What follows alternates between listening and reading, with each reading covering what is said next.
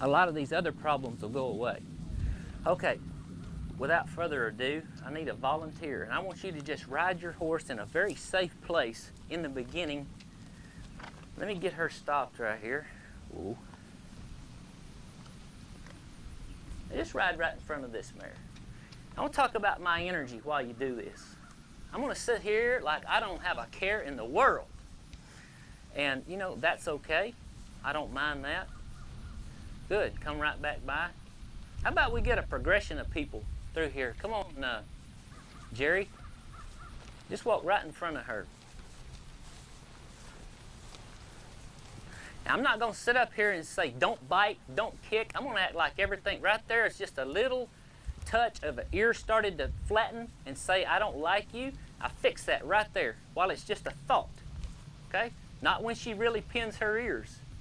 Come on, Jerry, do that again. I don't think she likes your horse. So that's a good one to use. Real close. Good. She moved out of his space that time, okay? I didn't pull on her mouth. Keep coming, Jerry.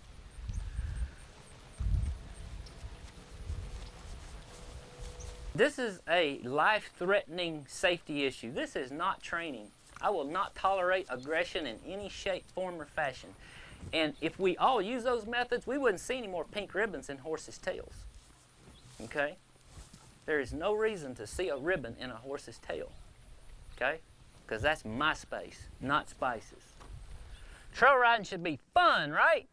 Yeah. Look, I don't think there's anything more fun than getting to ride a horse that you have a connection with or a relationship with. And while I work on that with my horse, I'm going to challenge you guys to work with this with your horse. You know what? Our relationship starts right here. I like to remind people to have impeccable hands. Is anybody holding their reins up right now? Look down and see if you're holding your reins. Are you? What's that mean? You know, as I ride a horse, I like to never lift my hand until it means something. So as I'm working with this horse, why don't you guys kind of practice that with your horse? Because, you know, I see far too many people riding along like, yeah, yesterday I went fishing and blah, blah, blah, blah, blah. Well, they'll never have that relationship of softness and responsiveness that this could mean, yeah? If this little part right here meant listen to me. So think about that as we hit the trail.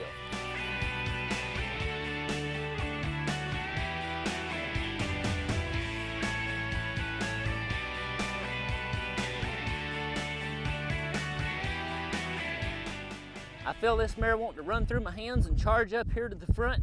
So, you know, I could ride her back here, but what I'm going to do is let her get to the front and work her up there.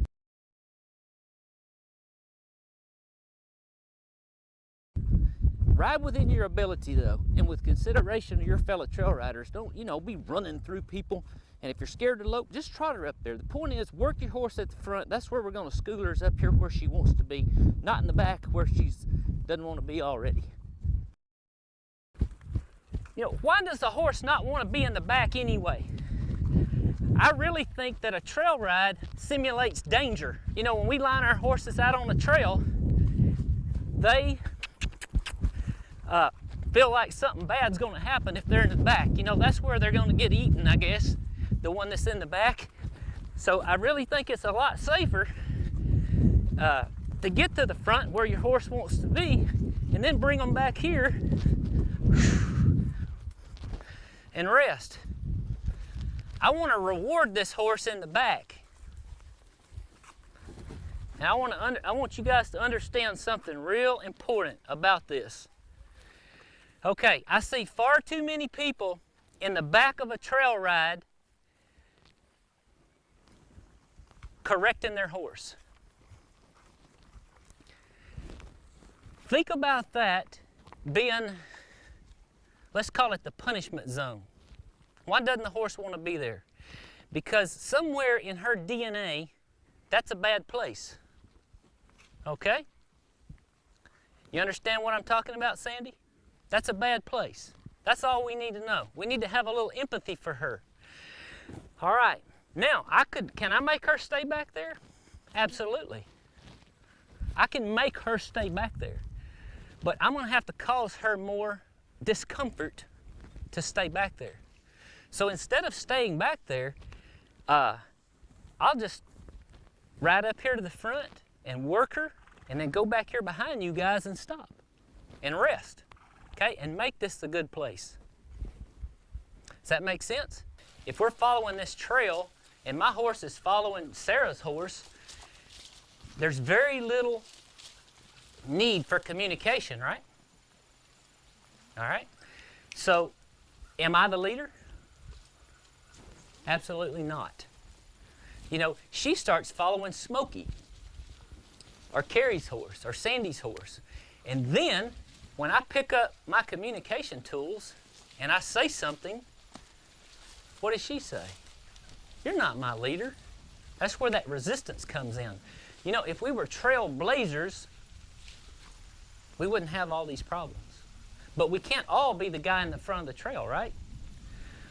But from this point on, I'm going to change how I ride this horse. I'm going to ride in the back. But instead of being a trail rider and following Sarah's horse or April's horse, guess what I'm going to do? I'm going to walk around that leaf, okay? And then I'm going to walk around this leaf, okay? And when she gets too close to these horses, I'm going to push her hip over this way, okay? I'm going to push her hip over this way. I'm going to become her leader starting right now. Her feet will never go anywhere that I don't ask for them to. All right? And as she becomes extremely responsive, I'm going to not pick up the reins nearly as often, okay? As she becomes very responsive and willing, I'm going to leave her alone. But probably every 5 seconds, I'll pick up this rein and see if she gives. See, she's already getting a little softer right there. And if she gives. And the better she gets, the more freedom I'm going to give her.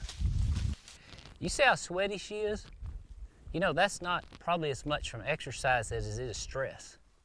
Because we went to the front of the herd and we've trotted, 5 minutes a couple times, pretty energetically, and then gone back to the back. But most of this is from stress. But she's certainly getting my point of, me wanting her to walk wherever it is that I want her to be on loose rein without speeding up. The key to that is, instead of just sitting back there in the back, is be the leader. I told you that on the trail right there. As I'm riding up there, even though I was following you guys, I might be 15 feet over there. I was going around. I think it's all in our eyes. Too many people ride their horses looking at their horses. If we would ride our horse the way we drive in traffic, we'd do a lot better, right? If I focus on that tree and then that tree and then that rock and just ride from one point to the next, that'll really keep a horse relaxed. Really, to me, it's all about our energy. When I let her win, if you will, for a few moments and get to the front of the pack, I'm not even wanting her to slow down. In fact, my legs are on, I'm squeezing and communicating go. Go, go, go. That's the fun thing about riding a horse like this, isn't it? You get to ride more than everybody else. So the next time she wants to go, don't think about whoa. Too many people are pulling their horses' heads around. Nervous horses want to move, run, and scared people want their nervous horse to stop. Now, do you see a problem in that? That's the opposite ends of the world. She needs to run, and I need to stop.